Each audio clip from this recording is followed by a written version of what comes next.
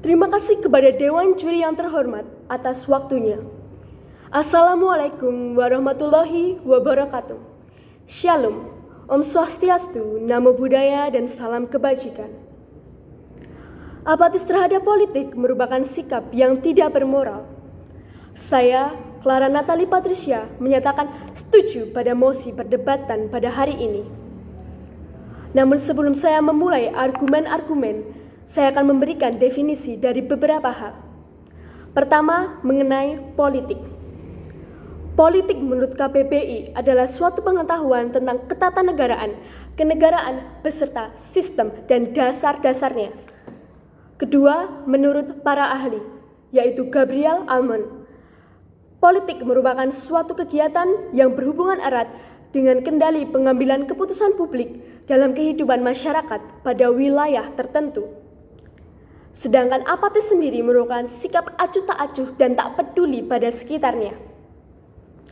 Status quo pada era ini adalah masyarakat, atau lebih tepatnya banyak anak muda yang memilih bersikap apatis pada partisipasi politik. Mereka menuntut haknya terpenuhi, sedangkan mereka lupa untuk melaksanakan kewajibannya di dalam bidang politik. Lalu, apa saja yang mendasari mereka bersikap apatis pada politik? Yang pertama, turunnya kepuasan masyarakat terhadap kinerja pemerintah. Lalu yang kedua, tidak terselesaikannya masalah-masalah sosial. Lalu, mengapa mosi ini dibenarkan untuk dipersetujui? Pertama, saya akan membahas mengenai alasan-alasan mengapa mereka bersifat apatis. Yang pertama, mereka tidak puas atas kinerja pemerintah, sehingga berkelanjutan tidak terselesaikannya masalah-masalah sosial. Justru masalah-masalah sosial ini tidak terselesaikan akibat adanya sikap apatis mereka. Suara-suara mereka tidak sampai kepada telinga pemerintah, sehingga masalah-masalah sosial pun tidak terselesaikan. Yang kedua, menurut dan sejalan pada pasal 27 ayat 3 yang mengatur tentang bela negara. Setiap warga negara berhak dan wajib ikut serta dalam upaya pembelaan negara. Bela negara sendiri merupakan sikap yang dijiwai oleh kecintaan terhadap negara Republik Indonesia. Ada beberapa implementasi serta terobosan yang bisa kita lakukan. Yang pertama adalah melakukan pemilu. Yang kedua, dapat dipercaya dalam pemilu.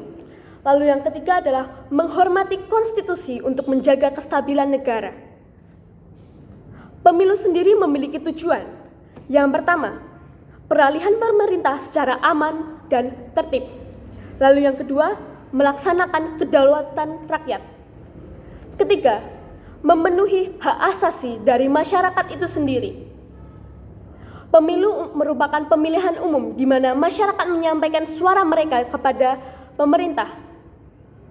Sehingga apabila suara mereka saja tidak tersampaikan, bagaimana hak-hak asasi mereka bisa terpenuhi. Maka dari itu pemilu dilakukan agar hak asasi rakyat juga terpenuhi. Lalu yang ketiga, menurut pasal 27 ayat 1, segala warga negara bersamaan kedudukannya di dalam hukum dan pemerintahan dan wajib menjunjung hukum dan pemerintahan itu sendiri. Hak politik warga Indonesia yaitu yang pertama, memiliki hak pilih dan memilih. Yang kedua, terlibat dalam organisasi politik. Lalu yang ketiga, mengikuti gerakan politik.